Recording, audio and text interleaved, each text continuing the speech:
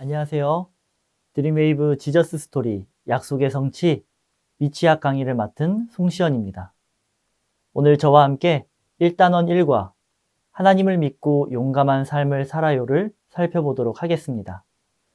이번 과에 읽을 말씀은 여호수아 1장 1절에서 9절입니다. 모세가 죽은 후 하나님은 새로운 지도자를 세우셨습니다.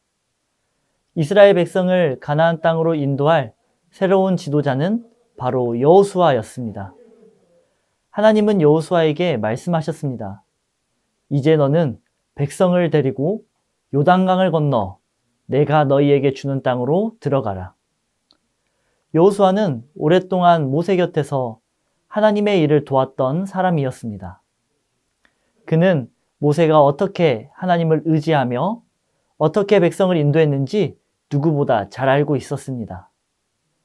그래서 하나님께서 내가 모세와 함께 있었던 것처럼 너와도 함께 할 것이다 라고 말씀하셨습니다. 그때 여호수아는 큰 위로와 힘을 얻었을 것입니다. 하나님은 여호수아에게 계속해서 이렇게 말씀하셨습니다. 강하고 담대하라. 내가 너에게 명령한 모든 것을 지켜 행하라. 그러면 어디를 가든지 내가 형통할 것이다. 하나님은 여호수아가 하나님의 말씀을 단지 듣는 데에 그치지 않고 마음에 깊이 새기고 그 말씀대로 살기를 원하셨습니다. 왜냐하면 하나님의 말씀을 따라 사는 삶은 결국 하나님을 믿고 의지하는 삶이고 믿음은 용기 있는 행동으로 나타나기 때문입니다. 하나님을 믿는 사람은 언제 어디서든지 하나님의 말씀을 붙잡고 살아가야 합니다. 두렵고 어려운 상황이 있더라도 하나님께서 함께 하신다는 믿음을 가지고 담대히 나아가야 합니다. 이처럼 하나님은 지금도 우리에게 말씀하십니다. 강하고 담대하라. 내가 너와 함께 하겠다.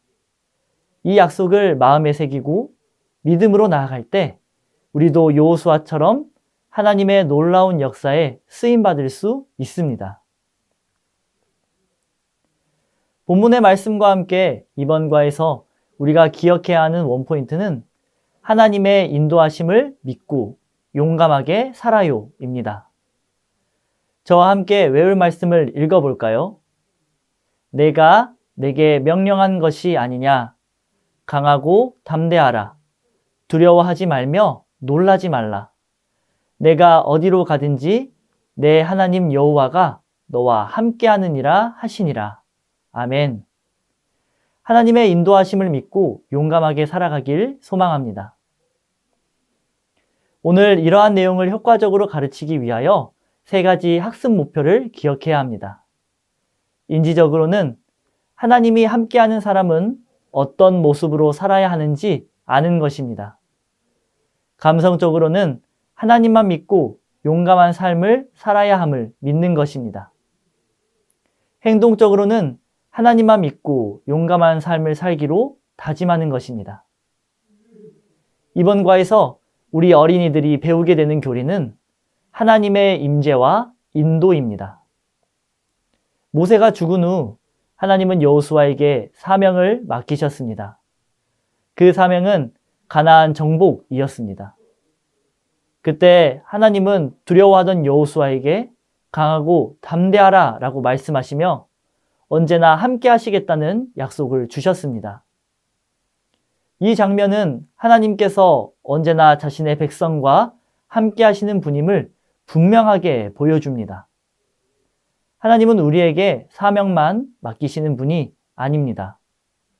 그 일을 감당할 수 있도록 항상 함께 하시며 도우시는 분입니다. 신약에서는 예수님을 임마누엘, 곧 하나님이 우리와 함께 하신다는 이름으로 소개합니다. 이처럼 우리는 어떤 상황 속에서도 우리와 늘 함께 하시는 하나님을 믿으며 담대하고 용기 있게 살아가야 합니다. 이제 이러한 학습 목표와 교리 내용을 가지고 어린이들을 가르칠 내용을 웨이브 학습 구조에 맞추어 교재 내용을 소개해 드리도록 하겠습니다. 웰컴 활동입니다. 이번 활동의 제목은 두려웠던 적이 있나요? 입니다.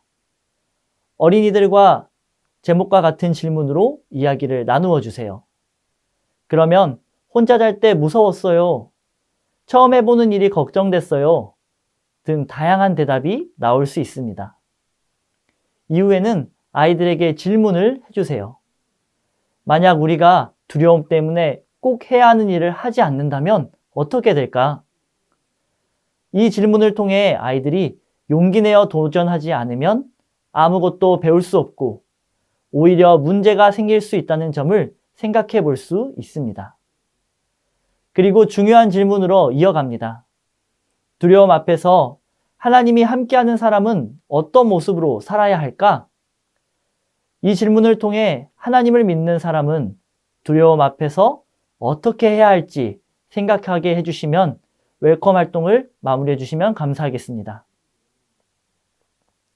다음 어드벤처 활동입니다. 어드벤처 활동은 OX 맞히기입니다. 성경 말씀을 생각해보고 맞으면 O, 틀리면 X 표시를 해봅시다. 먼저 어린이들에게 들은 성경의 말씀을 다시 한번 정리해 주시기 바랍니다. 모세가 죽은 후 하나님은 여호수아를 새로운 지도자로 세우셨습니다. 그리고 이렇게 말씀하셨습니다. 강하고 담대하라, 두려워하지 말라, 내가 너와 항상 함께할 것이다. 하나님은 여호수아에게 하나님을 믿고 이스라엘 백성을 인도할 것을 명령하셨습니다.